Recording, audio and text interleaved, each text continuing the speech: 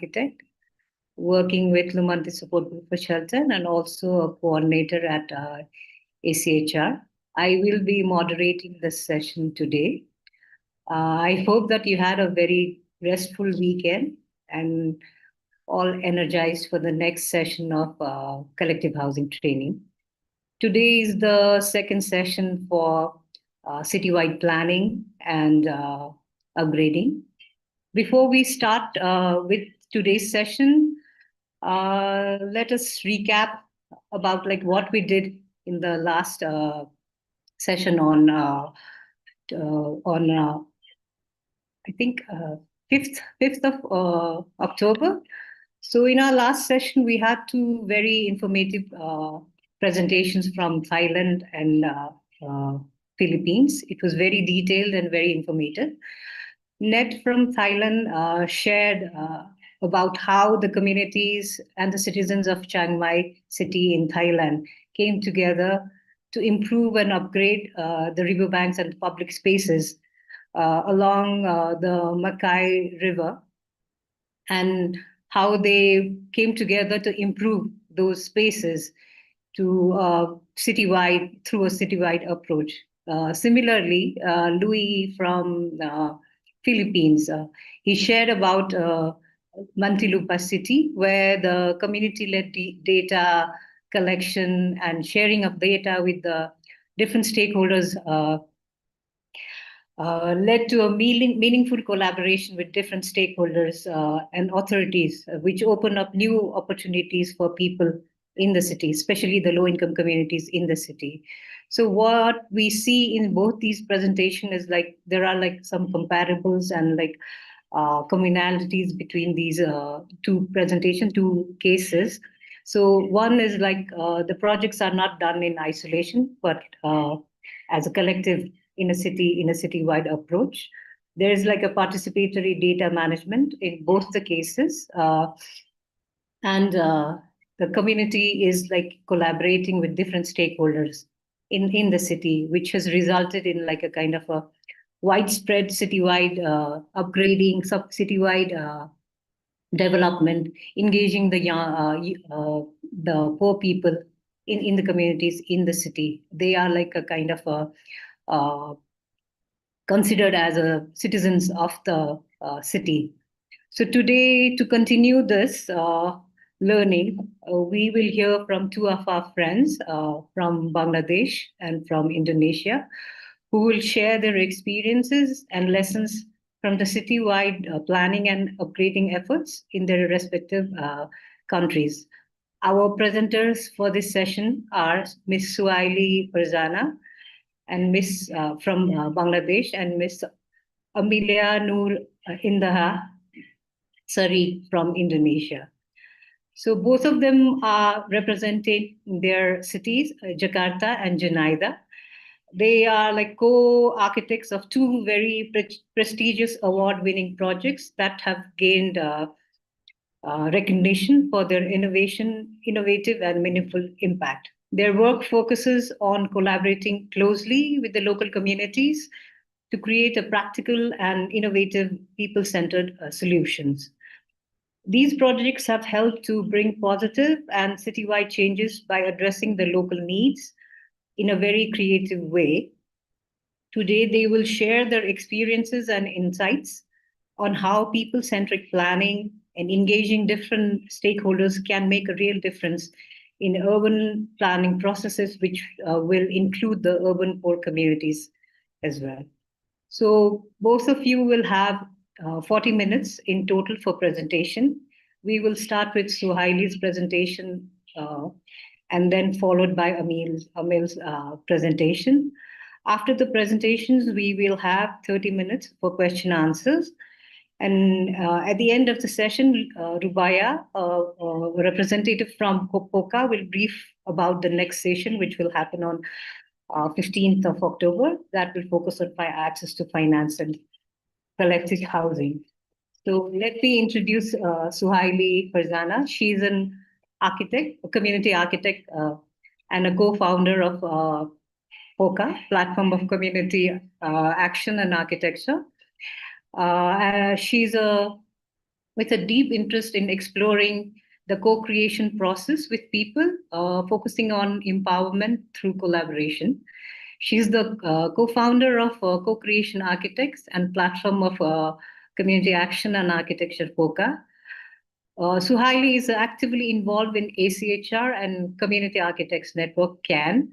She facilitates workshops that bring together professionals, community members, fostering mutual learnings and understanding. Suhaili is a joint recipient of Aga Khan Award for Architecture in 2022 and UIA Award 2030 for her work on urban river spaces in Janaidah, Bangladesh. She was recently featured in RIBA publication of 100 women architects in practice, highlighting her contribution in the field. Suhaili, please, the floor is yours. You have 40 minutes for presentation. Thank you, Lumantadi, for the very generous introduction. So I'll share my screen. Can you see it now? Okay. Okay. So good afternoon, everyone. So being a part of ACHR and CAN, I think this collective housing training program is one of the most exciting thing for us because this is a very good opportunity to share by the professionals and also from the communities who are working in the root level about their journey and also the understanding of their work.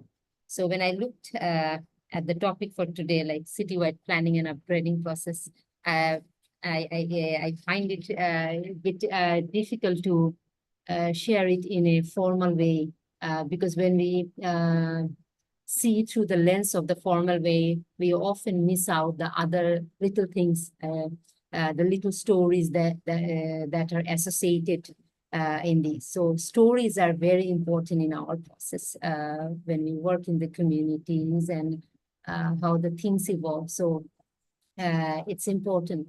So we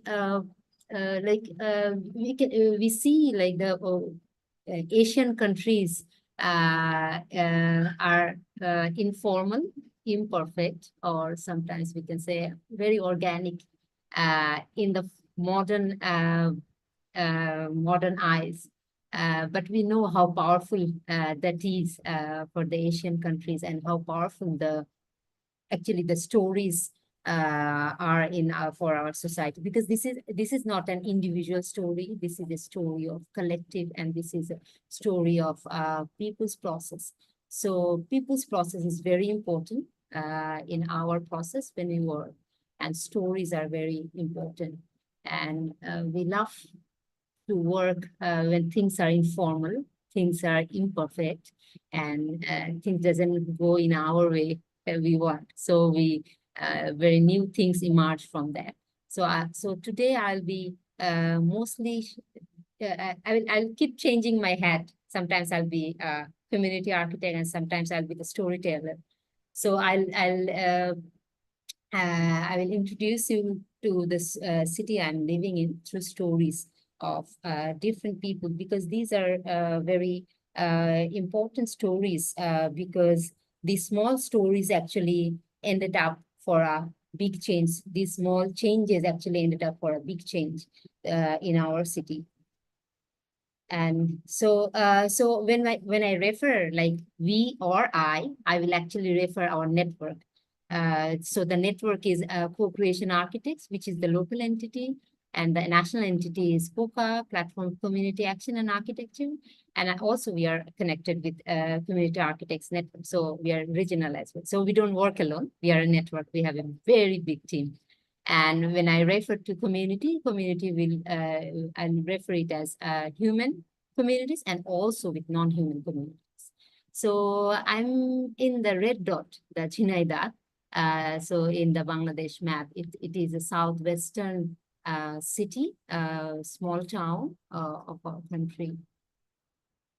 And this is our city, and it has a beautiful network of rivers. Bangladesh is riverine, and our city has a has the most powerful thing is like a river is going just in the middle, and lots of ponds, water bodies, and it's around 300. And we also have uh, invisible low-income communities in our city.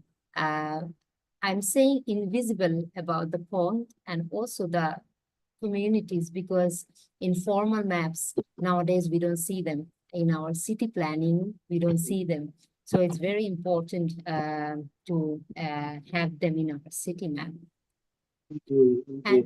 And it's is the city center of Jhinaida city, and of Jhinaida city. So the city is not too big in scale or not too small. It's not too crowdy or sometimes it gets very noisy as well. And but very humble in scale. And people are extremely nice. They will always have time to sit down and listen to you and care. They'll always have time to do that.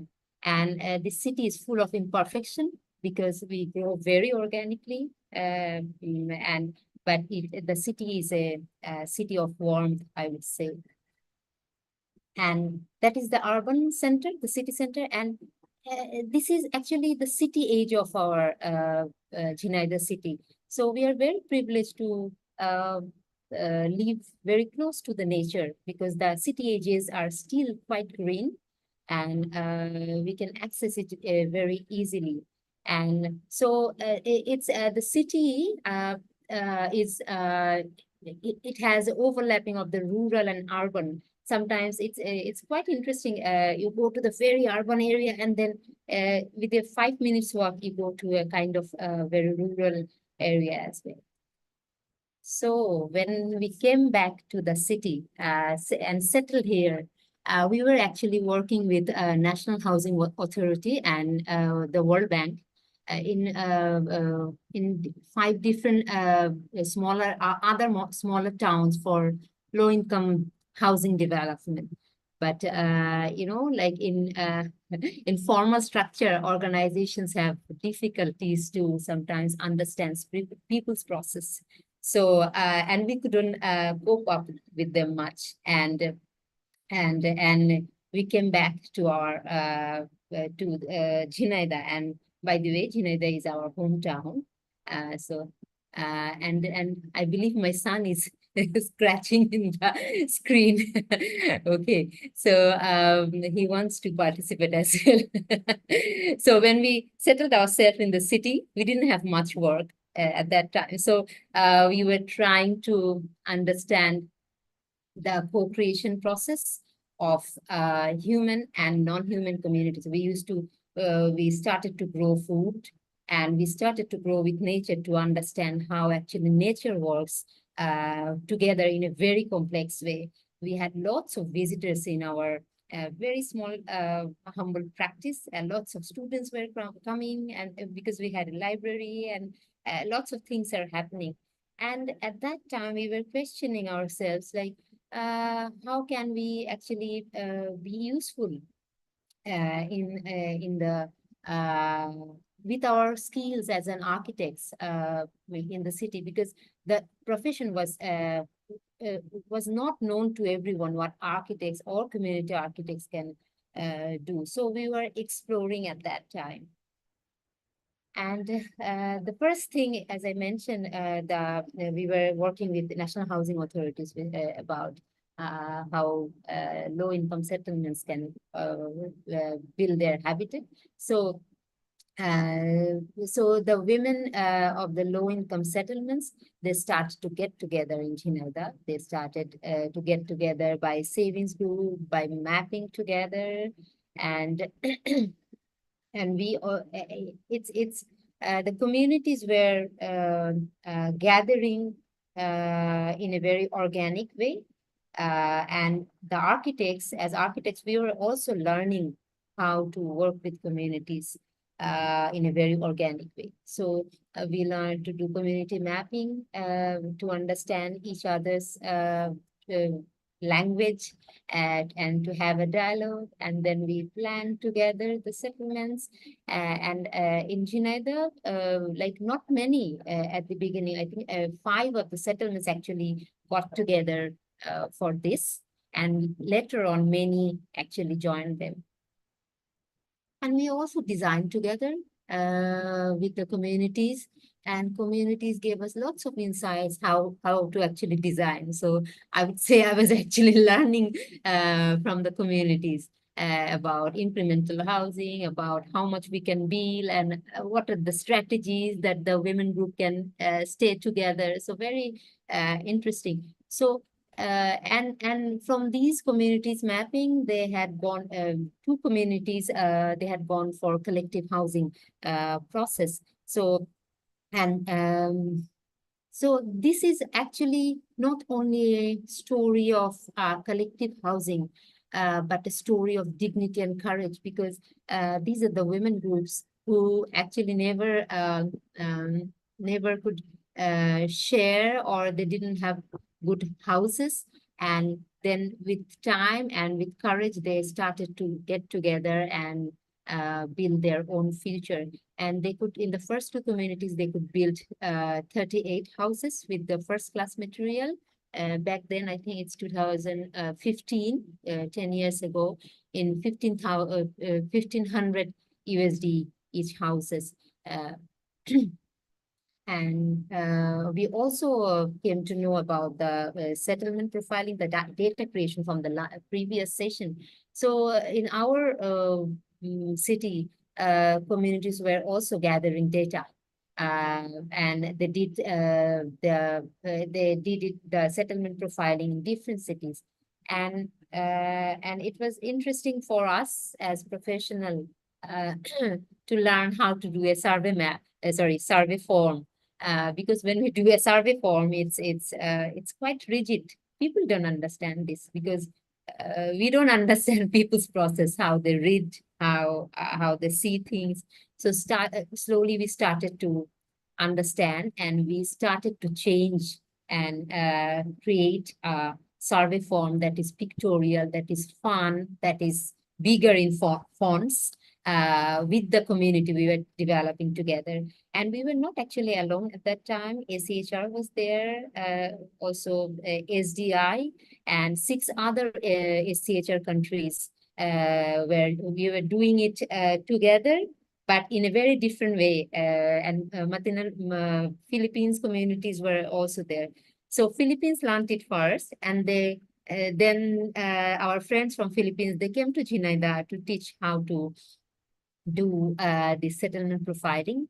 And and they didn't only teach the communities. It may seem very simple, but it's not actually. They actually drawn the GPS map of their communities in the city map. So they got together. That is one kind of power. They had money. That is power. They have the negotiating tools like planning and designing, like the plans and the models. That is another thing that empower people.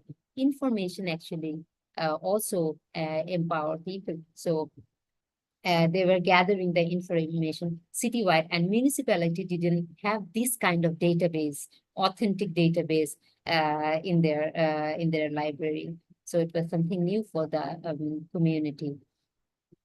And so all these small changes, it may seem very small in scale, but all these small but very powerful changes actually brought a lot of appreciation from home and abroad. So from Bangladesh, students were coming, from abroad, students were also coming. Our community leaders were going outside to share and teach.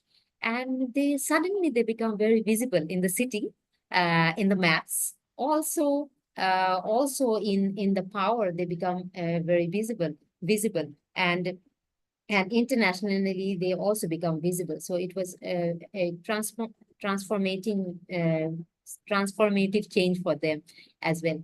And again, as architects, we were learning people, aesthetics, and processes. So people went crazy. They started designing their other houses and then the kitchen, and they would design in their own way. So the process that started from the collective housing actually intrigued the community, especially the women, to have confidence to design together and design in a different way, which they never designed. And they didn't stop there. They started their own cooperative business as well. And Jhinayada is very rich in culture and very rich in sewing patterns. It's very special in Bangladesh. So they transformed this traditional knowledge to the marketable products. So because housing was not, collective housing was not generating income, they needed income to have power. So they started to do income. And as the team, we co-designed products with them. They started to even export these products to outside.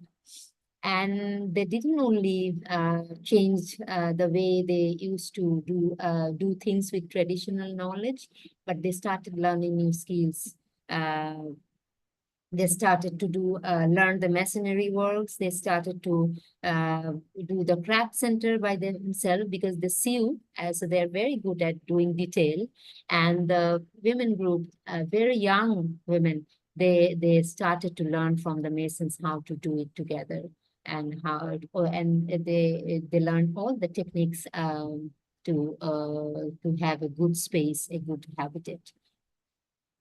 So the city started its journey from the low-income settlements of the city, and it grew bigger and stronger. Then all of us, we thought, okay, the communities are planning their homestays, the communities, their communal space. Then the citizens, they must be able to design the city. So let's try with that. So with this question, simple two questions, like what kind of spaces and streets we actually dream for our city. And we sat with different groups and different gender, age and gender segregated groups in a workshop. So the workshop was a very long discussion for 7 days workshop. So we started with the children, and children were very inclusive. They started because they don't design only for themselves. They design for their parents, grandparents, and also for their friends. And they also care the non-human communities, which the elder, when we grown ups, we don't often consider. So children were the most inclusive designers.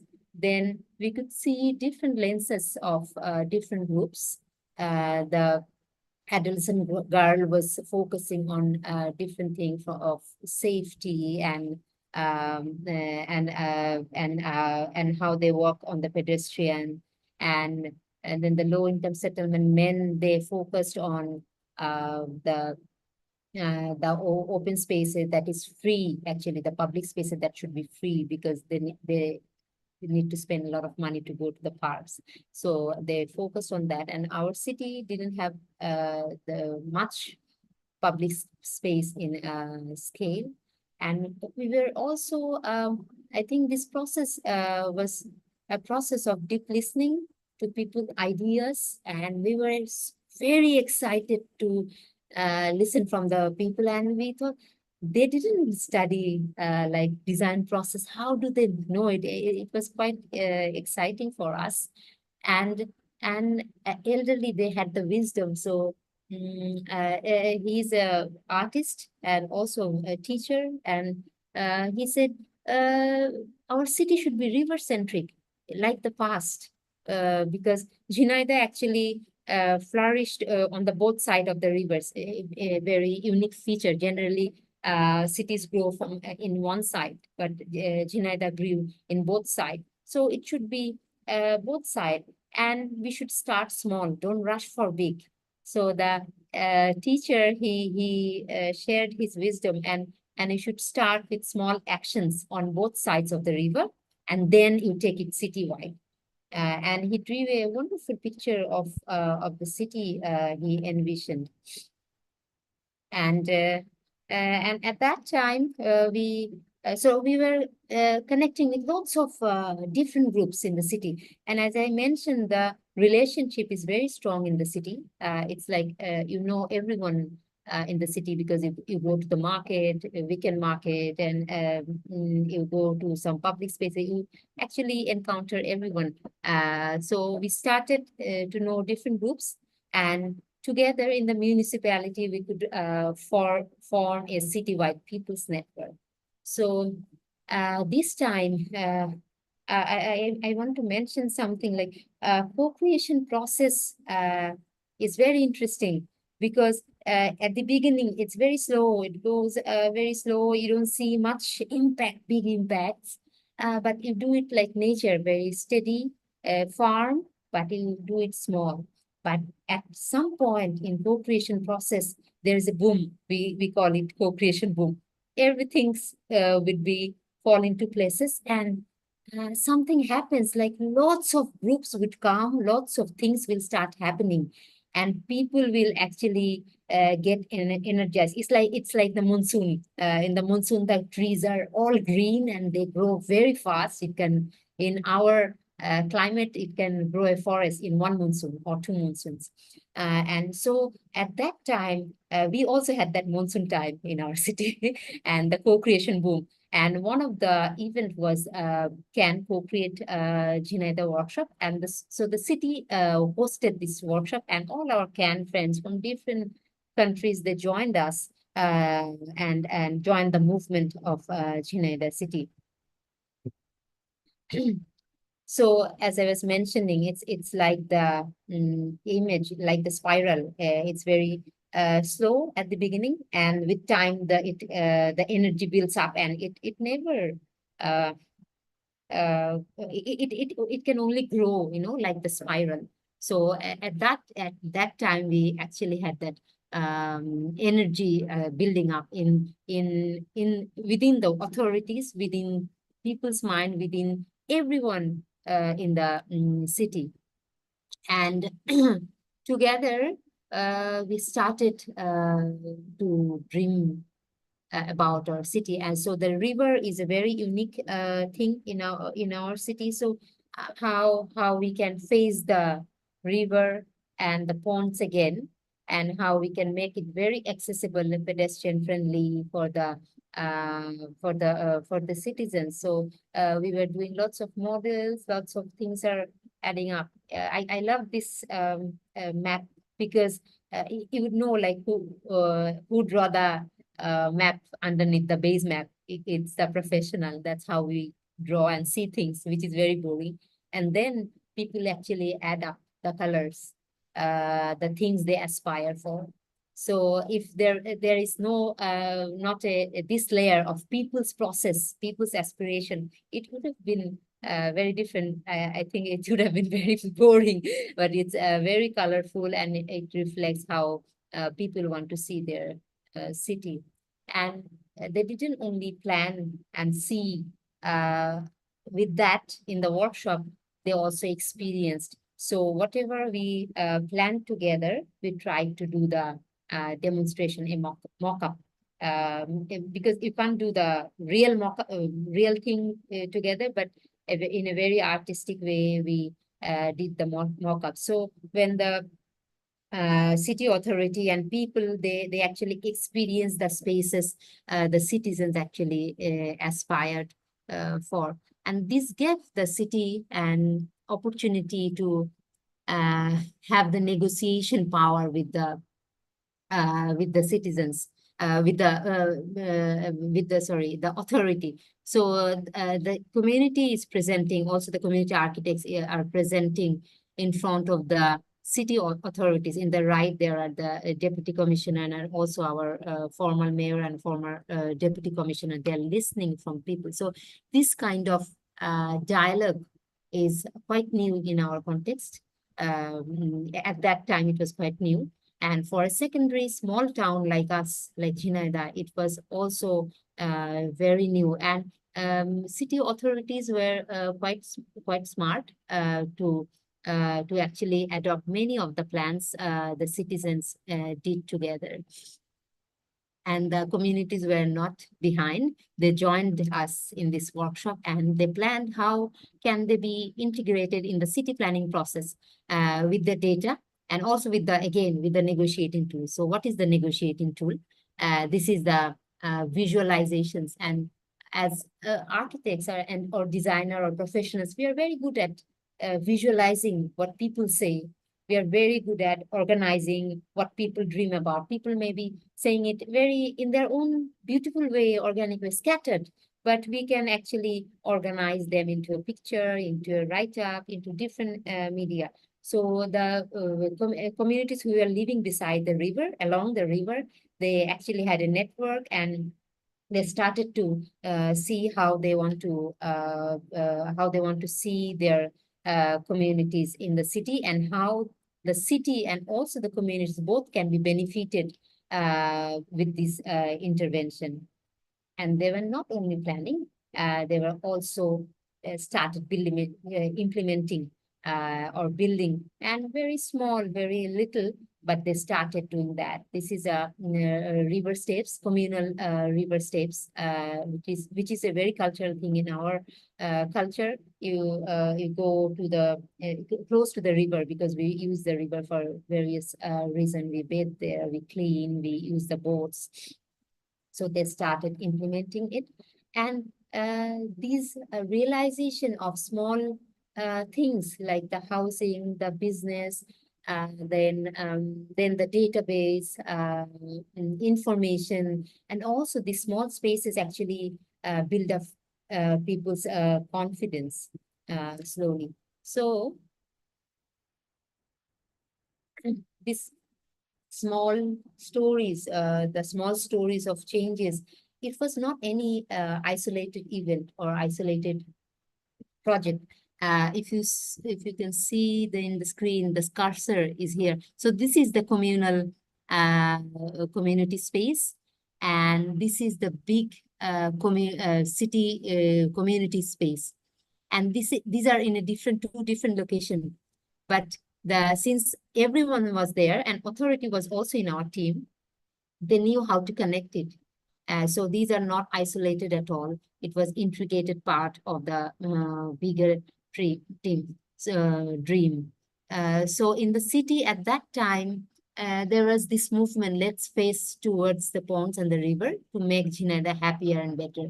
With this slogan, many communities started rethinking their spaces, maybe a communal space, maybe a space beside along the road or the river.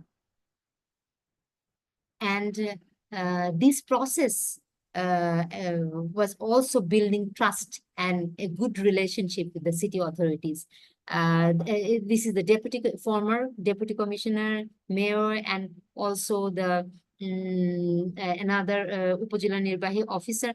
They were actually became the relationship was close knitted in the city anyway, but for this work, for this action, they become more close and started to take decision in a very promptly. So not in a very formal way, because formal way takes longer time, and informal ways takes a shorter time. And they were good in politics, I would say. They were trying to implement people's dream with their resources in hand.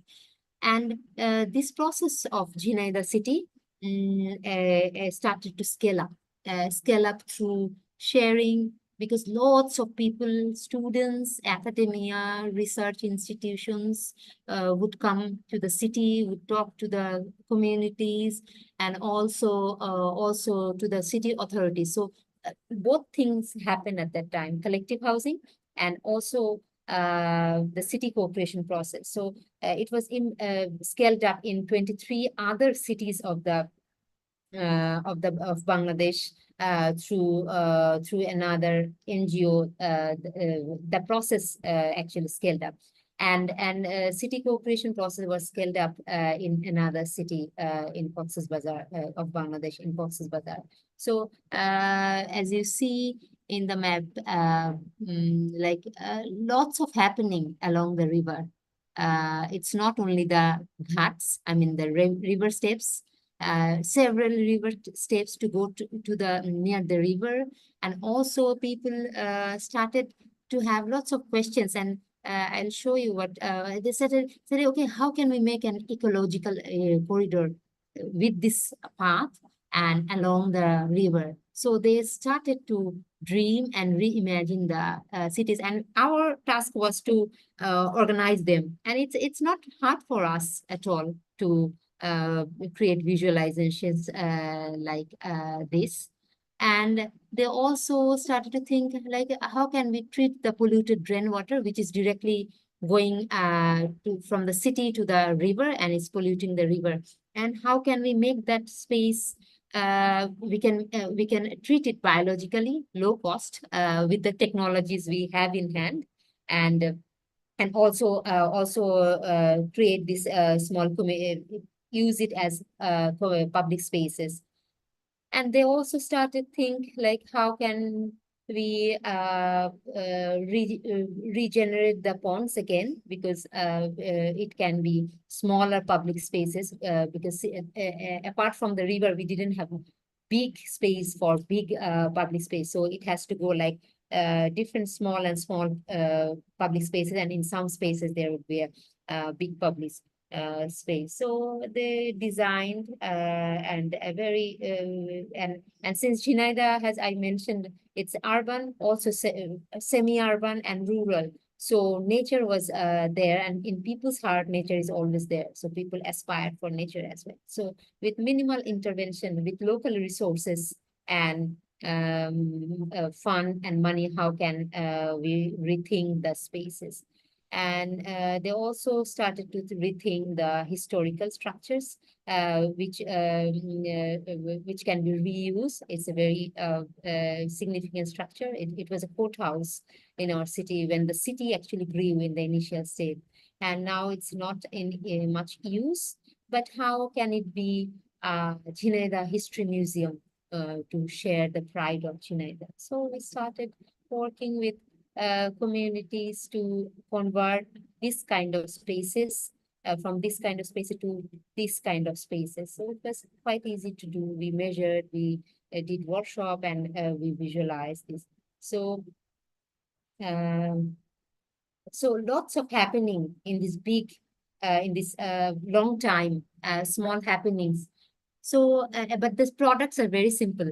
The outcomes are in materialistic world, it's quite simple things, nothing very special, but the process is important. And when the citizens, through these actions, actually what happened is that the citizens were mobilized with actions, small actions. So the process is more important, as we realize, than the products.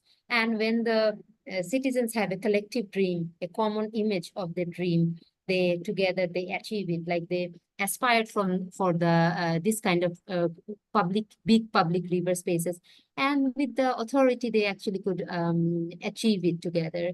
And this process, as Ramanti they mentioned, like this process actually got recognized by UIA 2030 award and also Aga Khan award. And so when the professionals they went to receive the Aga Khan award, then there is another story. They said, okay, we will see you the city map. So for me, it was quite exciting, because they actually the craft community actually crafted the whole city, and also the plan. If you can see the red lines along the, this is a sari, by the way, along the river, the red ribbon. This is the plan. So there will be a walking space, and also the water gardens, and also river steps. And they also see a very cute Punjabi outfit for my son as well. So that's why I was telling the stories are important. And this actually in our process, the stories actually, I think it it it it it, it for the stories it went to a very different direction. So as we learn, I will try to summarize it as people and what we learn. We learn to, I think, we learn to be embedded with our multiple identities. One don't need to be an architect or a urban planner or a designer or a professional in one word to work in a city. They should be have like different identities, and we shouldn't be the outsider or a consultant who would be designing the city with the citizens. It should be the citizens who are living here, also the professionals with the local resource who should be the in the designing the city. And we learn to trust in people's process and people's process, because people has a different process which the formal world does not recognize, or even do they recognize, they can't take it in their rigid structure. So we learn to trust people's process, and because people's process has a lot of back and forth, a lot of ambiguity, and it takes time. But whatever it does, it do very firmly. And we start with the low income. I don't know what word I should use, but it can be a debate. We can talk in the later on in the discussion. Like start with the most vulnerable, low income or marginalized communities, and not one community, with a community network, lots of communities. And as we work, we should be building lots of networks, networks with the citizens, networks with the communities, with the authorities, also with the national government as well. And people's collective stories are very important. And in this process, we also need to be flexible and open to change and adopt, so that new things evolve from the process. And support the people with negotiating tools, be it a model, plan, or something that is visible and that the authority can understand. And we shouldn't worry for a big, when we talk about citywide, we shouldn't worry for a big achievement, a big thing as an outcome. It can be series of small collective actions which are interconnected yeah. And by this process, people can become the teacher of their own stories and processes. So I again want to wrap it up with this, like the assets we have, the Asian cities, the informality, the imperfections, and even the chaos, I think. Chaos or the organic things are important, and stories are very important as well. And to make it citywide, we should continuously working together with people, physically working together with the city authority, with people from all economic background. And we should continuously sit together. We shouldn't stop. We should sit everywhere we can and discuss and take responsibilities for our own city. So thank you. This is the story I wanted to share from my city. Thank you for your patience. Thank you so much, Riley. It's always inspiring to hear you. Thank you. So she's rightfully said that you need to trust the people's process, even though it's slow, but like it will result in a very impactful way. It is quite amazing to see that like they started with just 5 communities in Janayda, later expanded to 81 communities in Janayda, able to bring in so many different stakeholders in the city, and also expanded to another 23 cities, which is quite inspirational. Thank you so much, Suhaili. And now let's go to the eastern side of Asia and go to Indonesia to hear from Amelia Noor Indyasari. She is a community architect and a researcher at Rujak Center for Urban Studies in Indonesia. She holds a master's degree in architecture with a specialization in housing and human settlements. She brings over a decade of experience in research, urban planning, community-based projects across major Indonesian cities. Her work focuses on informal settlements and rights to adequate housing. She's an active member of Indonesia's Community Architects Network and currently serves as a senior community architect, researcher, and facilitator of a collaborative planning training program at Rujak Center for Urban Studies. Her collaborative initiatives have earned international recognition, including 2023 Innovative Award for Civil Society Housing, uh, Impact, and 2024 World Habitat Award Gold Medal. When I met Amal in 2020, I think 2015 in Indonesia, she was a young community architect. It's quite amazing to see her grow into a senior community architect. Let's hear from Amelia. Thank you, Luanti. I have amazed also with so highly presentation. You describe beautifully the detail of this approach, but maybe I don't know, my presentation more like to give the broad impact, how we can driven this approach to broaden the impact, and then especially to influence the policy with this approach in citywide and nationwide. So can you see my screen?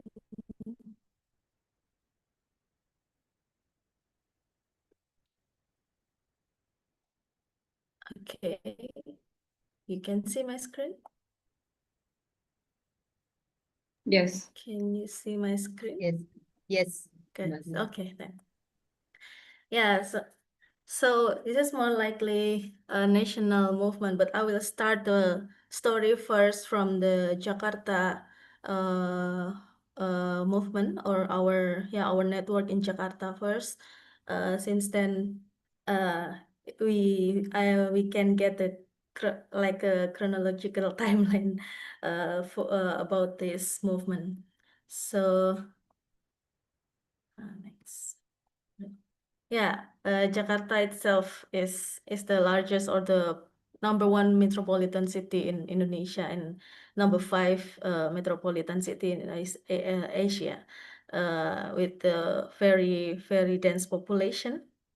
And yeah, you can see the many skyscrapers in media and public used to describe Jakarta as maybe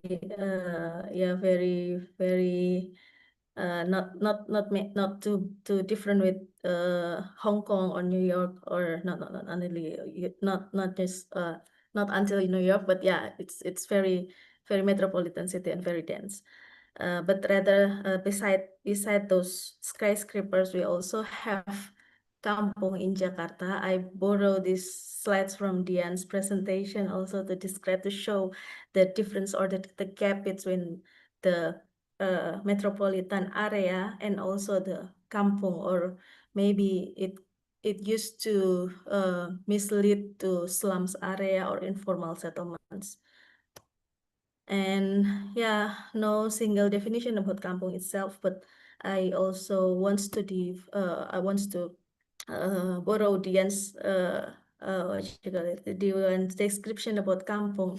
It's a space of anticipation, organic environment that grows through intense activities and interaction between its residents, and very fluid, and is a living space where physical, social, and economic space are intertwined, provides opportunity for its residents, and operate the uncertainty of the outcome. Maybe in every country, I saw also in Suhaili presentation in Asia, have many typology, or many kind of these settlements, but in different name.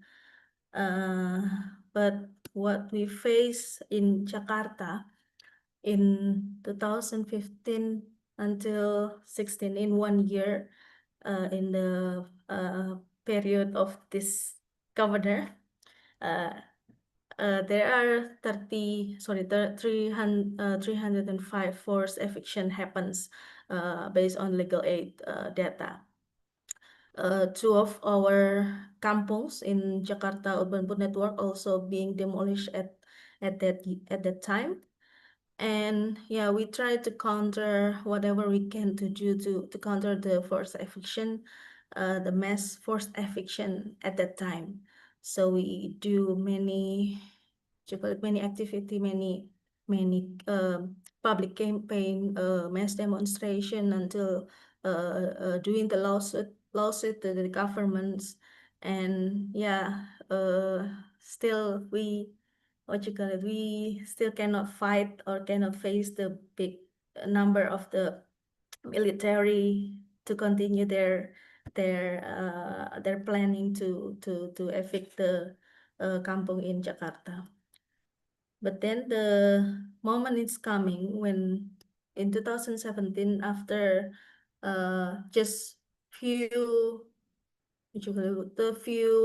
months before the those period or the governor period, the previous governor period, which doing the mass eviction is finished, we have the chance to help the kind of provincial scale community mapping together with the working team or the network that accidentally happens before accidentally formed because of because we have the same we have same concern about what happens in Jakarta at that time about the forced eviction. And we also get help from the architecture student from the Indonesian Architecture Student Scientific Work meeting in that happens in Jakarta at the time 2017. So we have an idea to make a big database about kampung-kampung in Jakarta that are prone to be affected and already being affected. So at that time, we managed to profiling to make a profile of 16 kampung that that are prone to be affected and already affected. And yeah, this basis data is the first of is the initial steps from the bigger steps in next future.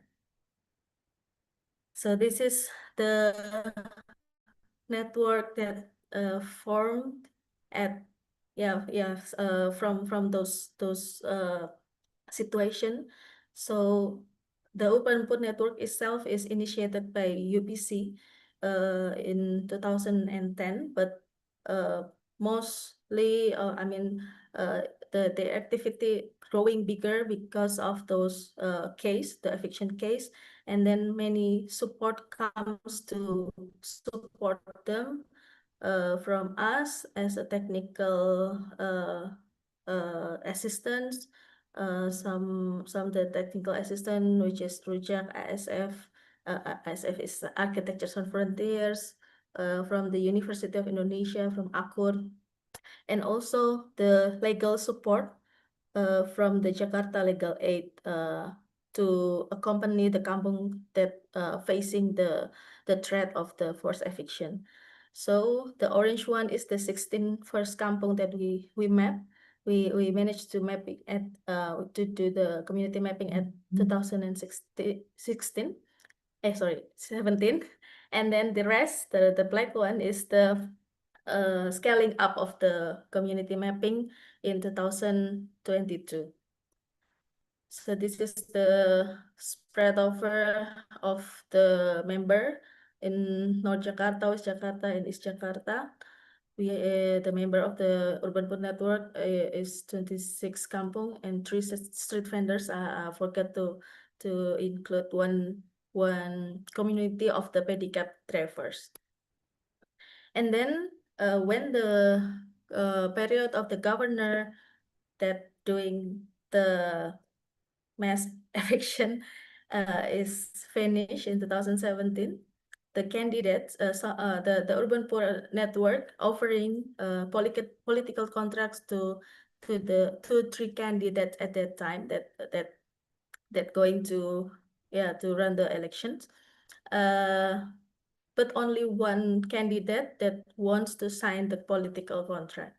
We demands at that time, the urban poor at that time that demands several things, include to rebuild the kampung that already been evicted and doing or accommodate the participatory approach or collaborative approach to develop Jakarta to have a better approach to develop Jakarta.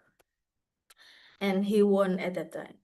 So this is our first meeting with him to formulate the next step and to plan the strategy how to implement his promises at that time.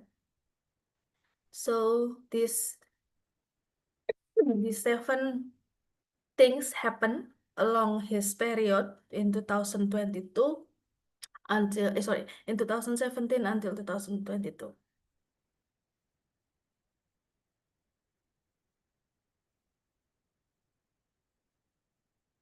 So yeah, we propose these 7 activity to be implemented as his promises before. The first one is revision of the special planning regulation. The second one is we demand him to do the provincial scale planning and implementation.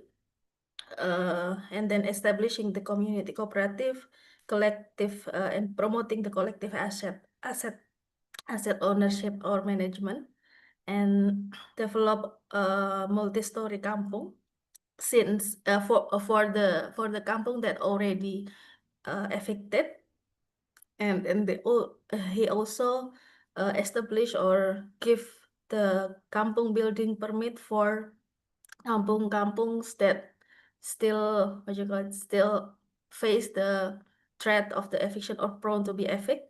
And then we also have kind of a task force to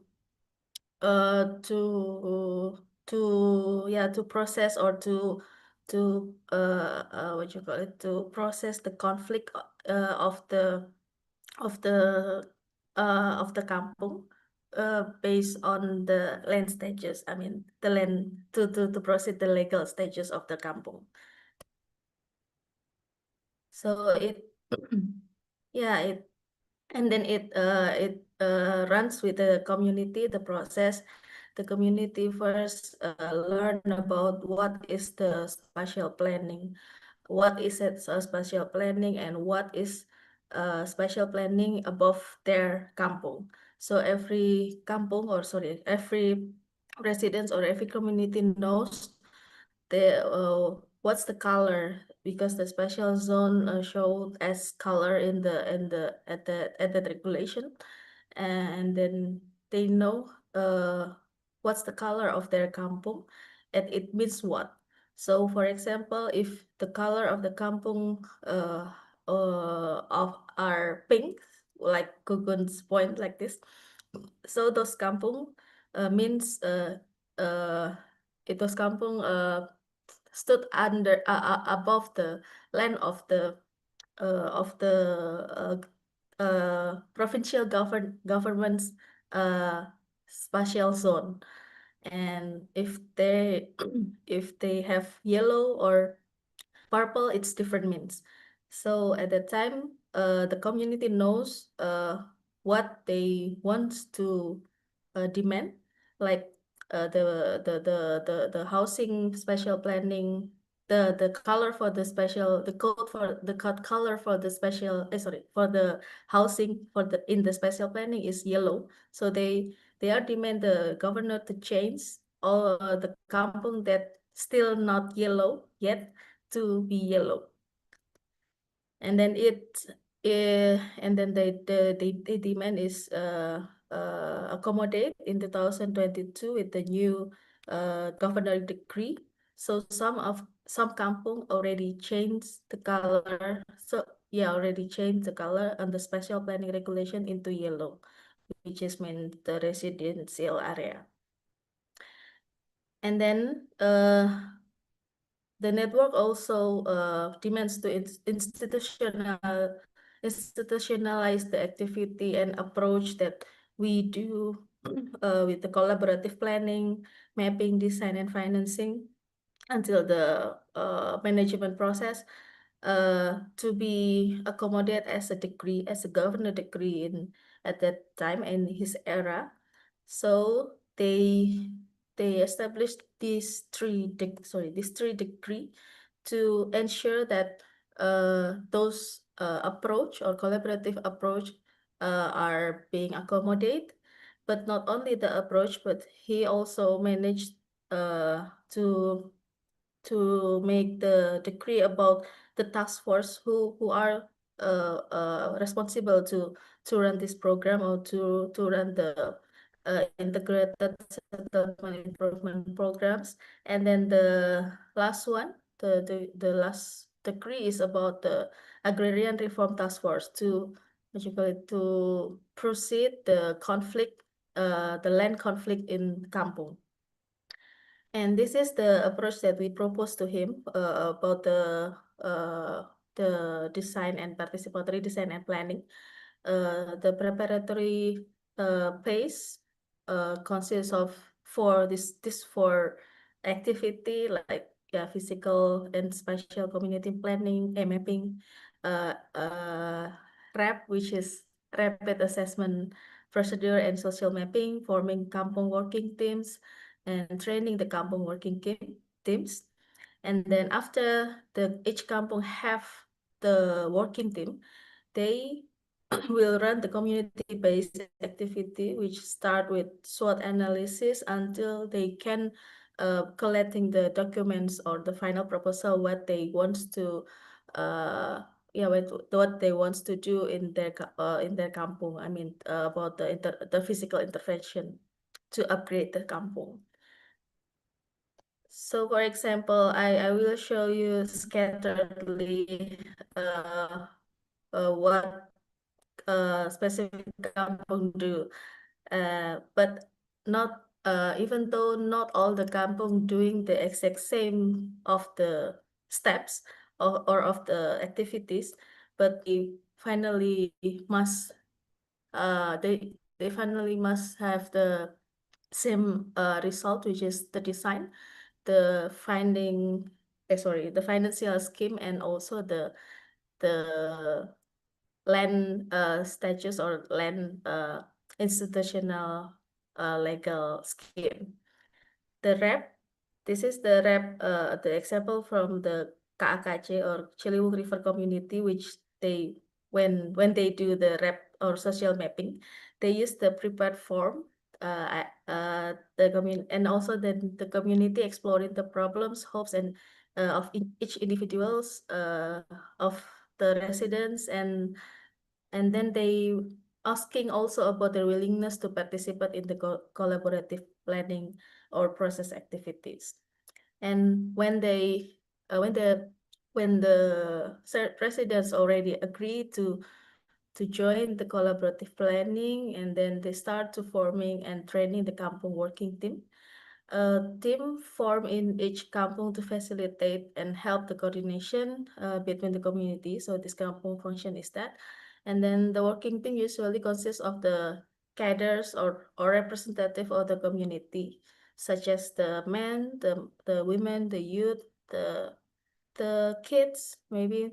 And however, in some kampungs, working teams are formed based on the maybe the type of their works or their occupation, or yeah, it's just depending on their agreements in the in specific kampung, in the specific case of the kampung. For example, in Kampung Aquarium, they form their working team based on the small community groups, because after the eviction that happens in Kampung Aquarium, the people or the residents are living scatteredly. They took the public housing. They rent the space near the existing kampung, or even though they also live in the boat, because most of them are the traditional fishermen. So that small community then pointing there is a representative to become the working team. And then in some kampungs, they also held in another activities. Maybe in Kampung Marlina, we can see they do the SWOT analysis, strength, weakness, opportunity, and threat, which basically they what you call it, they describe one issues as through this SWOT analysis, how with six question: what, who, when, how, uh who, or I don't know how, yeah. When, who, what, who, when, where, how, and I forgot the one. Maybe you know that the other one. And then in Kampung Aquarium, they also do the historical reconstruction, and in Kampung Ganglingkong, they do the potential mapping and analysis. Yeah, the activity is going almost in the same time. In this area, sorry, in that period. So maybe it's around 3 months. So all of the the technical assistants from Rujak UI, ASF, and Akur working together, we divide ourselves who will assisting which kampung. So yeah, we like going as a mass activity at that time. So until we have this one is the mass and model experiment in Kampung Aquarium and Kunir, which is they already being affected. We also produce the design proposal. And this is what I mentioned before. The funding scheme is important because we don't want to be not only proposing the beautiful design or the beautiful visualization, etc. But we together with the community or the residents also know how to realize it, how to help the governments to looking for the funding scheme or the possibility to realize those proposals. And also not about the funding or the financial scheme, we also try to help government to what you call it, to finish or to solve the land ownership conflict between or inside the kampung, because the land ownership or land status in Indonesia is a crucial factor to determine whether the government programs can be implemented or on a particular site.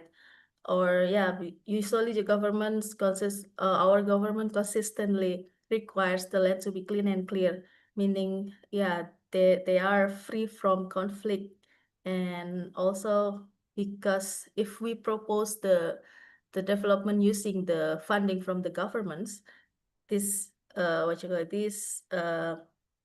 this criteria or the land must be clean and clear. So not only owned by not the residents or the community not only propose that the land can be owned by them, but there are several options that they can found or they can propose to the government as the options or as the alternative.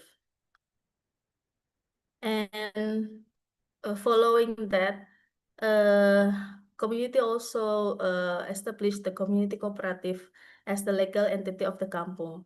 This function, this cooperative have specific function as a platform to as a platform for the community to what you call it, to prosecute, to be enabled to to proceed on the formal mechanism to make a equal position, and they can directly have the collaborative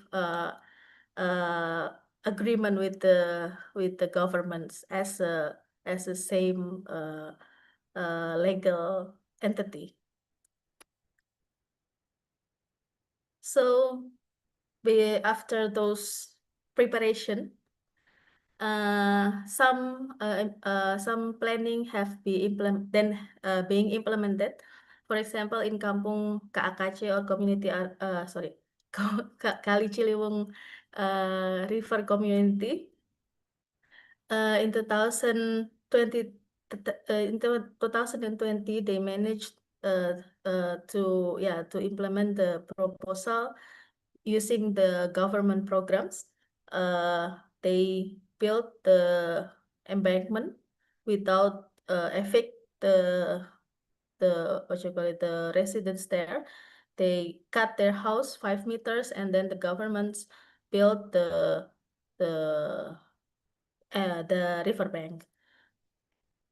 And Kampung Aquarium that previously already affected, they also being rebuilt, followed by Kampung Kunir and Kampung Produktif Tumbuh Cakung, and one more, another one is the Kampung Bukit Duri.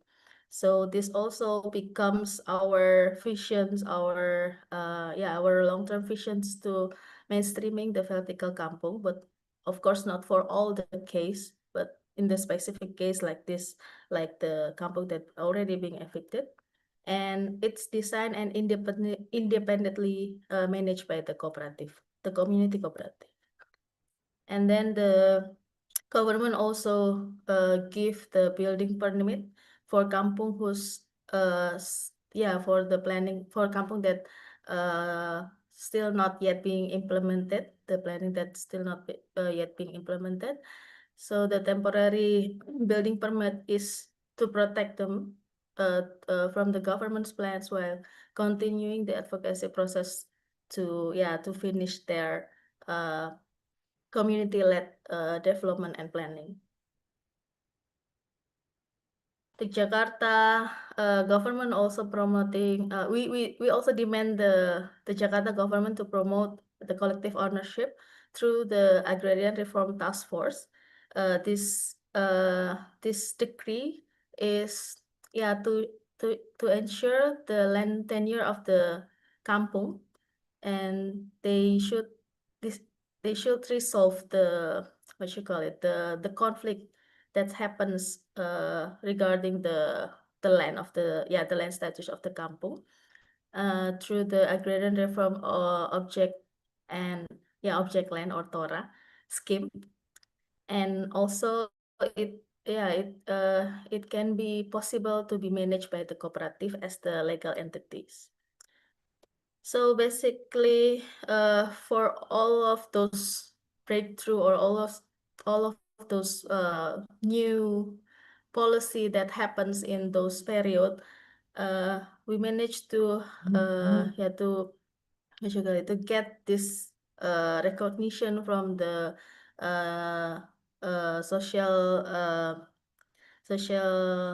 civil society housing impact from innovation awards, and then gold medal, and we got also gold medal award from the World Habitat. Then in 2022 we got a specific contact from ACHR to to join this collective housing movement. So we managed to build or to initiate the collective housing national coalition, because we know that many other cities in Indonesia, we believe that they already implemented a similar approach for a long time, and actually we already connected as a network very long time ago. And the other urgency is we need to push the collective approach to become mainstream. Since in some cities, we need more than political will, like what happens in Jakarta. For example, some cities need the national policy intervention as their project implementation reference. Usually, the city's government always mention that we cannot do that because we don't have the national policy, something like that. So the coalition, including ARKOM, UPC, Rujak, Jakarta, JRMK, Paguyuban Kalijawi, Rimpang, Akor, and Habitat for Humanity. So this is what we taken notes since 2019. Who doing what in when by who until 2022 in Jakarta, rebuild of Kampung Aquarium, this is Kampung Kunir. Yeah. And then this is our activity as a coalition in 2022. In 2020, we mainstreaming the gotong royong housing concept. So gotong royong is the term, is the Indonesian or traditional terms of the working collectively in Indonesia. So yeah, we try to mainstream in the gotong royong housing concepts, and then in 2022, followed by we invite the governments, the specific department in the governments and the ministry to be presented about our movement. And then in 2023 we broadened the network, and in those at this time also is we have the first initiative to propose to the government some collective housing pilot project. And 2014 the piloting process began.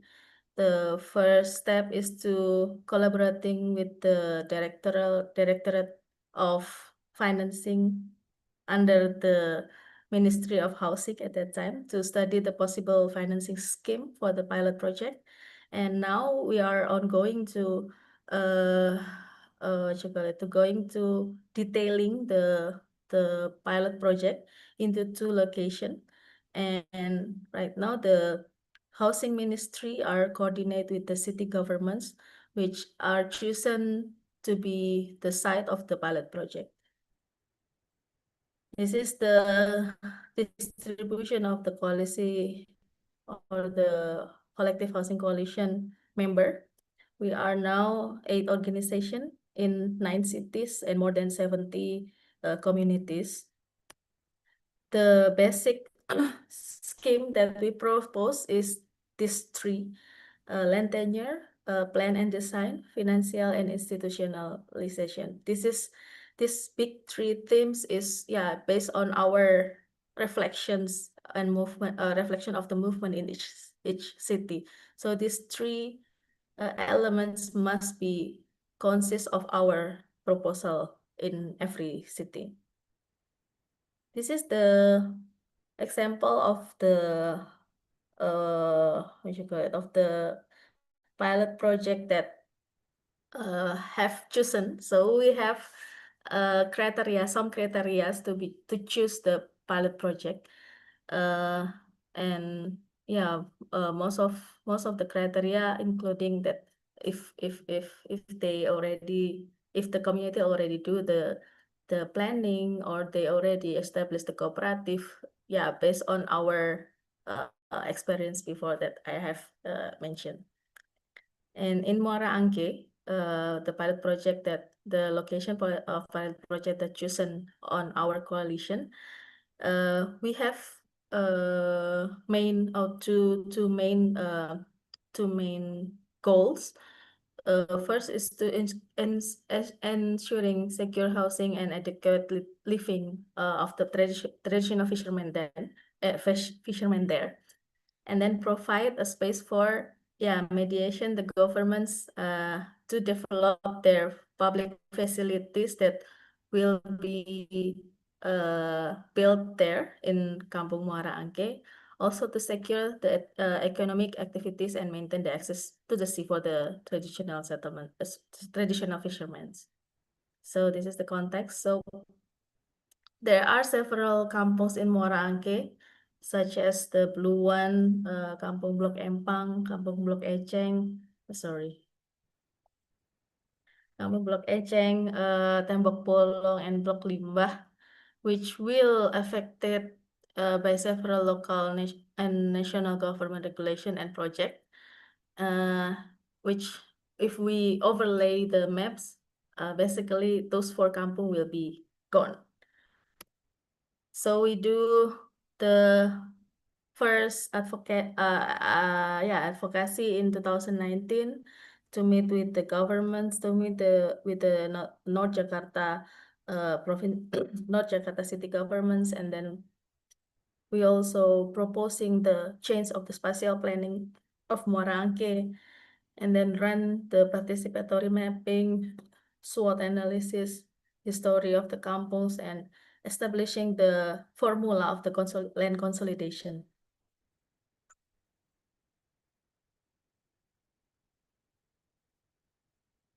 And then, yeah, this is the vision that visioning of the area. I mean, the vision that being agreed by the community. First, they want to provide the access to the fishing route and auction market because they need to sell the fisheries traditional to the market, and then to revitalize the sites and housing quality of the traditional fishermen settlements, and then provide legal certainty for the resident of the traditional fishermen settlements about the living and livelihood, and then their house or their occupation. So this is the scheme that we do, the what you call it, the formula that we do or what we implement to each house of the traditional on that site. Sorry. So we measure the existing site or we measure their existing house, and then we do the 20% reduction from the existing house or the existing land that they own. And then we define 3 typologies of stilt houses, which in type 21, type 28, and 36. And then we define the remaining area after the reduction to specific types, which then converting them into shared units in the vertical housing, which means which will manage by the cooperative. So for example, Mr. A have the existing area, have the existing land 60 meters square. Then we cut them 20%. So the rest area is 48. And then by this formula, we decide what Mr. A will be, what typology that Mr. A will be get. For example, the condition 1, if the remaining land area is still over than 36 meters square after being reduced, so he will receive 1 unit of type 36, and then the remaining area is then converted into shares in the vertical housing units. And and then so on to the condition 2, 3, and 4. So we know that Mr. A will get the new type houses in 36 square meters, and he will have 12 square meters as the rest of his area.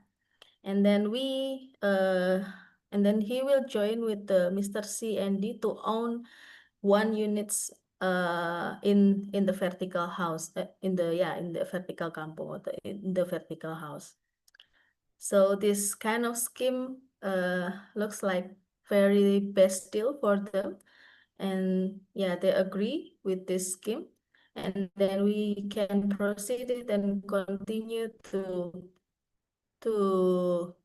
calculate how many or how many types of 21 and 28, 36, and then we also know how many how many units the vertical housing needed. And then they choose the area, which area that suit for them, because the character of the Blok Eceng and Blok Limbah and also Tembok Bolong resident is different. For example, Blok Eceng people or Blok Eceng community, most of them are the catcher, the fishermen that catch the fish into the sea. But the Blok Limbah, they used to proceed the waste of the fisheries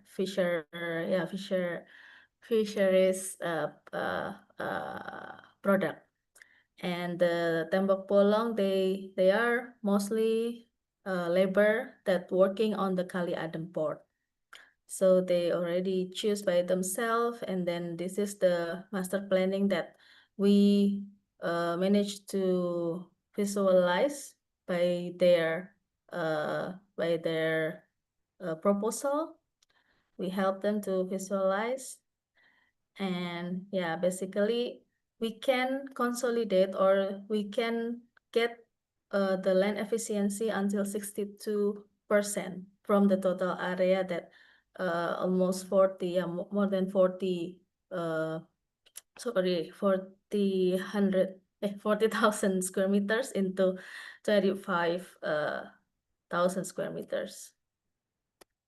And yeah, right, we also propose the other scheme, like I mentioned before, the funding and how the construction scheme and also the land scheme. And right now, this is the current progress.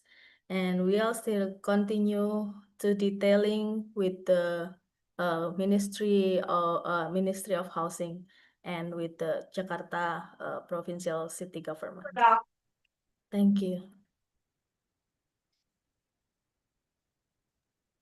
Thank you, Mel, for finishing your presentation just on time, 40 minutes sharp. I wanted to ask you a question about, like, could you please explain a bit about the agrarian reform? Like, how does it work and what is the purpose? It'll help to clarify to our participants. Yeah, the agrarian reform is basically the scheme. If there is Gugun and Nafisa, I will I will also invite him or invite them to add the information more too. So land agrarian reform is a regulation, is a what you call it, is the national regulation that already established since 1960. A very old regulation in Indonesia that can what you call it, that can manage to resolve all the conflict. I mean, yeah, the conflict of the claim of the land, which means that if there are two parties that together claim those land, or there are no rights that what you call it, that being implemented on those land, the country or the city, not city, the country or the governments can redistribute the ownership of the land. So they, yeah, basically to finish, maybe I better explain in Indonesia because I don't know the technical English terminology about it. So yeah, that's the national government's regulation that can accommodate or can solve the conflict of the land status. Yeah, something like that.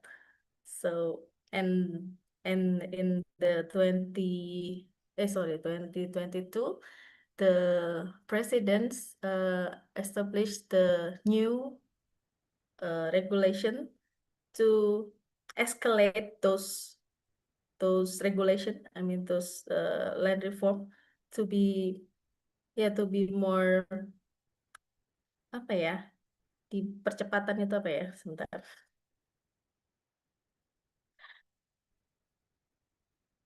Yeah, to accelerate the implementation of those regulation. So we see those chants, and then all of the kampung in this coalition following the new regulation to register their land through this scheme. Thank you so much, both of you. Thank you, Amen, for a very wonderful presentation. I think after hearing your presentation, we should also have Gotan Rayang in all our countries. I really wish we had like representatives from government to be part of this presentation and hear your inspiring work you're doing in your countries, and they get inspired and do something like that in our countries as well. So we are open for questions. There are a few questions in the chat already. There are two. Moksha has asked Suhaili, can you tell more about people-centered survey and how do you develop them, and what is the impact they have had, and how are these surveys carried out? And there's another one, I think, also for Suhaili. How did the negotiating with the authorities look like? It's generally very sticky with them. How do you keep the process going and motivated when you hit an obstacle with the authority? Okay, thank you for asking the question. So, okay, let's start with the people-centered survey. Why do we need a survey? Like, we need the survey for information, and very often in our context, the researcher or the practitioners, we do the survey for our own benefit. Did we ever think about how about people do their own survey, have their own database? Then why people actually need their own database? Because when they have a database, like this is a very long survey, and it initiated from the SDI, Slum Development International. It's a research for a very long time. Then it come to our ACHR network in 6 countries. And then, very interesting. Then when we started doing this, piloting this surveys, it changes because the contexts are not similar. We had to sit with the communities again to fix the questions if that is relevant for them. So if the question is not relevant or not helpful for them, we didn't keep it. Actually, they didn't keep it. And so in surveys, when we do, it's a different thing. We see from our eye, but when the community people actually do, they do it. That survey is more authentic, and they have the perfect database. So in the survey, if I go into a little bit detail, and who owns, and it's another important thing, who owns the information? Is it us, or the city authority, or the community? So it's important who has the information, and what will they do with the information? Because think of something like an NGO coming with a project, like toilet, they will build some toilets, but maybe they don't need the toilets in their communities at all. So when they have the survey and the numbers, like how many toilets they have and what is required, they can actually negotiate.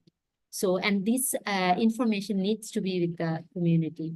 And so the survey, it had, when it came from the SDI and in the ACHN network, when we do it in Bangladesh, in Jhinada, we actually did the field testing And then the survey was a very difficult for the communities to perform because the fonts were very small and very boring in fonts, and many of the communities, women couldn't actually read properly.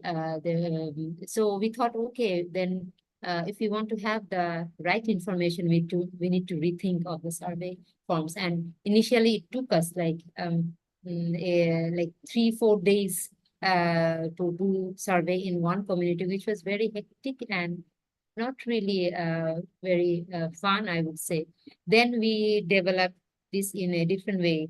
We made it pictorial, more interactive, with bigger font, bigger paper. And we had 3 forms. One is the basic information, like how many, with the proximity to the school, to other facilities, how many, like what are the livelihood of the community. These are the general things. And then we also did community mapping.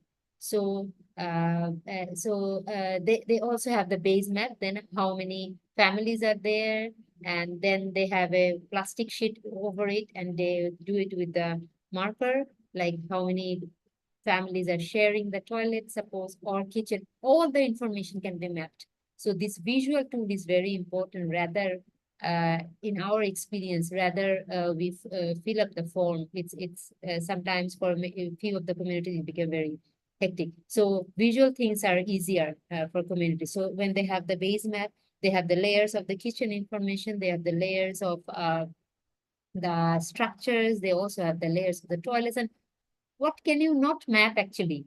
I remember architect Parveen Rahman, like she's the boss of mapping. We learned a lot of techniques from her, from Pakistan, and she was assassinated for her mapping, because mapping was revealing lots of information on the surface, which maybe the government was trying to hide.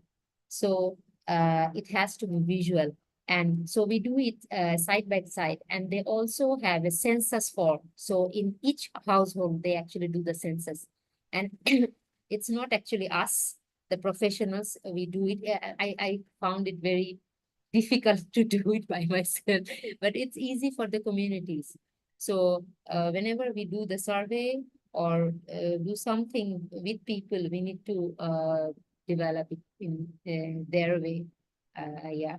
And what the impact. So when they have the information, they can actually negotiate with any organization coming to their communities, city authorities doing some intervention in their communities, or they can take it to the municipality and say, see, we have this problem, so can you help us to do this? And we also have savings group, we also have money, we can give you this, and you can contribute rest of the things. And many of the actions, like the collective cooperative business, it is actually the outcome of the survey. So they saw women, most of the women, they don't have the economic freedom. So they started to think and see. And in many communities, none of the kitchen in China, mostly it's not permanent. I mean, it's very fragile. Then they worked on the kitchen development. So these are the things.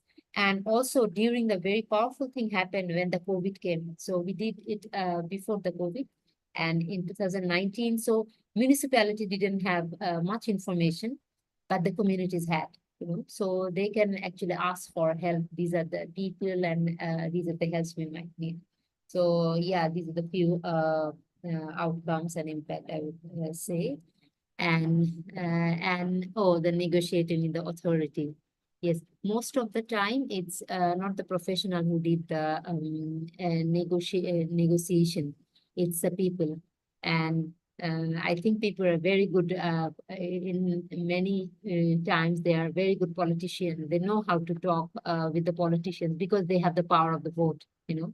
If I explain this is the need of the community and we need this and that, it doesn't sustain, and it's not my problem. So you just imagine like a community who has the genuine need of something, has the problem, and I explaining it to the city authority. So most of the time it was the city authority, but the professionals, we actually equip them with the negotiating tools with the information, with the database, and with also with design as well. So the authority would say, okay, what do you want to do? Then they would show the plan, this is the thing we want. They will show the model, this is the thing. And they also have the cost estimation so that they negotiate. You contribute us this amount of money and we have this, so we can build it together. So yes, and yes, it can be very difficult, and most challenging thing, I think Net actually had this question, when the government authority changes, so it's a very challenging thing, but still we can keep trying, and the negotiation needs to be in the hand of the community so that they can actually do it with the authorities. And as professionals, we need to equip them, facilitate them with the tools. Yeah, I hope this helps. Thank you, Sohaili. The next question is for Amal. How did the people come up with the conditions for the consolidation formula of the new house type? What did they think about the 20% reduction community sharing approach? Yeah. Of course, it was a back and forth process, not like as very smooth what I like, yeah, what I explained. So basically the people in Muara Angke have, yeah, they face into a condition that uh, they should choose between rather than they being demolished, evicted, or they can stay in the public housing, 24 floor public housing, that which will government build in this area. So the five community that we assist in this purple area, this is the previous spatial planning before it changed. So those both, or the third, yeah, those both option, it's not the option for them. So they choose, or we try to propose the third options, which is the land consolidation. We propose the government to give us some what you call it, yeah, some space in this area, and we will uh free this land, which is previously settlements here. So we ask the governments, we negotiate with the government to ask this land, which is only 5 hectares, maybe 5 hectares, around 5 hectares plus minus. And then the community there then realized that they cannot build the exact same size of the kampung, or the exact similar types of of their houses in their previous kampung. I mean, for now, the kampung still exists, but I mean, in the future, after after the regulation already changed, to to accommodate their proposal, so they only have this size area, so smaller area. So previously, for 5 campus, they have like 12 hectares, 12 hectares, and then the governments only allow the settlements only on the 5 hectares. So yeah, from those what you have collective understanding, they then come up with those proposal. Uh, Previously, uh, we will not directly decide 20%, but we do the 5%, still not enough, or not sufficient space for them, and then we cut it into 10%, and then they try to experiment with the mass of the building, and still not enough space, and then the final number is 20%. And by themselves, they also sorry, this is the Indonesian version. By themselves, they also what you call it? They also describe or put the number of the formula. Like they decide the smallest one or the smallest units is 21 meter square, and the biggest is 36 as the landed, or sorry, as the stilt house, because they also needs to respond of the coastal or tidal flood. And then the rest is converted into 21 meters square of the vertical housing units. Basically, they get stilt house. Whoever have the the building or the house, and whoever have land, we apply this condition into all of their assets. And then after they get uh the stilt house, which is still, we can say it's still landed and still connected to the land, not not directly turn them into the vertical. So the vertical housing only consists of their rest land. So they think, then they think that, yeah, actually not they not lost 1 meter square 1 meter square of their land, even though even 1 meter square of their land, because they understand that the conversion will just change their land into the other benefits. Maybe when the vertical housing already built and it managed together with the cooperative, it can become like a commercial residence managed together with the cooperative, and then they have the sharing profits of of those management of the vertical housing. So they still can get their still house, and then they can get the benefit or the shared income from the vertical housing that consists of their rest land that already convert into the vertical housing types.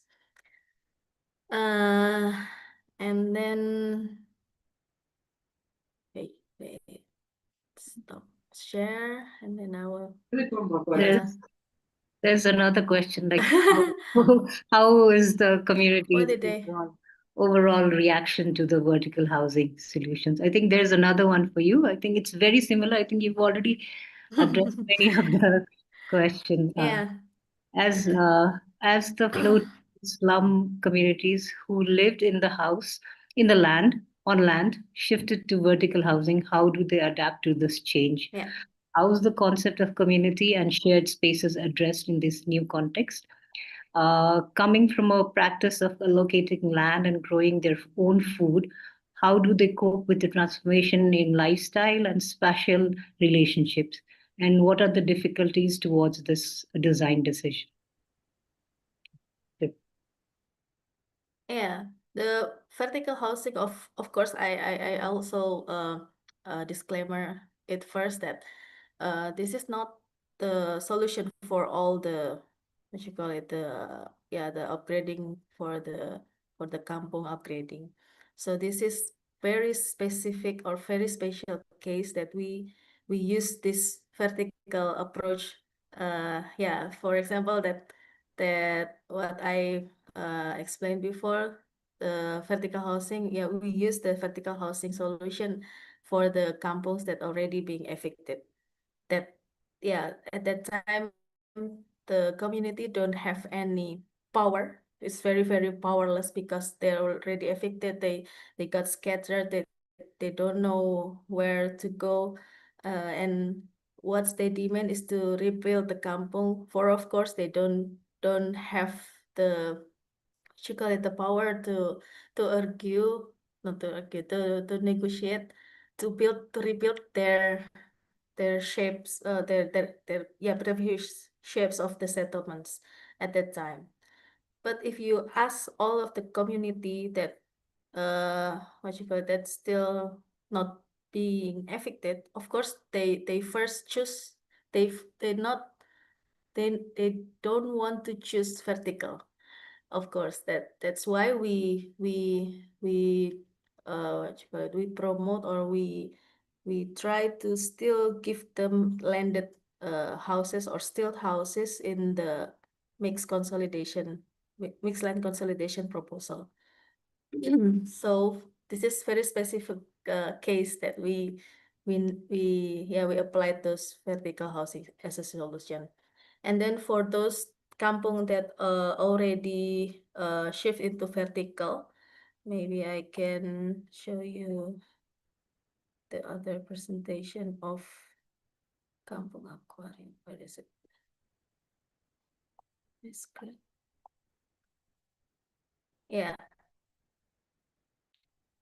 So since the design is come from themselves, the kampung aquarium people right now, I cannot answer it. I used to hear what you call it, their comments when people ask about it. They they mostly feeling satisfied because we can manage to what you call it, to bring the design intervention that very different with the public housing that built by the government. For example, in the landed houses or in the previous kampung, they have very wide space as their terrace, as their front of their house. But in public housing that the design come from the government, from the national governments, usually they only have 2 meters wide corridor. But in in kampung susun, or this vertical kampung, we can manage to wider the corridor into 4 meters square, not 4 meters square, 4 meters wide. And then they used to have the gathering in front of their houses, uh, so they can still run their social activities in front of their houses. I forgot to put inside this presentation. So yeah, they still can see the what you call it, the neighbor. And then the split level between the floor is is not it's not like the common public housing that they lost, or they disconnected between each floor. So we use the split level to still connect the what you call it, the lower floor into on the and the upper floor, so they can still see the neighbor by just stand in the stairs.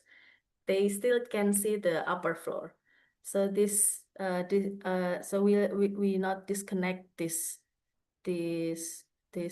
what you call it, the social system, even though they live vertically. And also they have garden actually in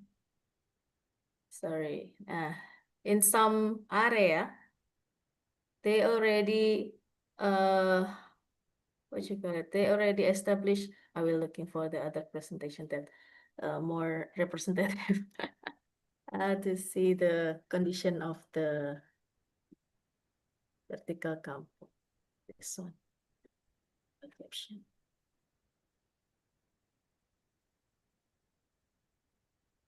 And maybe while Amalia is looking for the presentation, I think there is one question for me, and which actually Amalia has answered, you know. So this is what happens when people are Sorry. in the process of actually designing, you know. So if they want to select vertical, then they will find ways to replicate their lifestyle, their living style there. So working with communities is just like that. They'll be very creative. They will sometimes reduce the floor height. They're very innovative. So the question was for Dhaka. It's actually I'm complimenting Amalia. It's similar. The details she's saying, it's true. So when the government is designing it, the National Housing Authority or PWD, they're not doing it with the people. That's the essential difference I Yes. think we are really facing. But if we could incorporate that, people have their own ideas. And there are also examples in Thailand, in Bangkok, like Bangua, along the canals, how communities are have the negotiation with the authority. They will take care of the lakes also, and they will keep it clean, and they'll stay there. And then they develop the houses. So there are lots of examples, and I think the essential difference is when you design with people and when you don't design with people, you design Yes. for people. When we design for people, it's a quite messy thing. So it gentrified and, so yeah, Malia. Yeah. Yeah, you describe it better, Sally.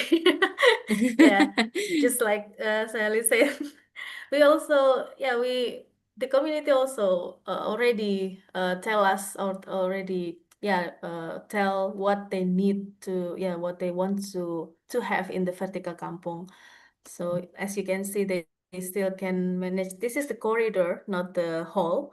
Just in front of their house, they still have very wide space, and they also have the working team to, yeah, to develop their greeneries, and also they they they basically they manage by themselves all of the what they will agree or not agree, or yeah, they establish their own role. Yeah. Okay.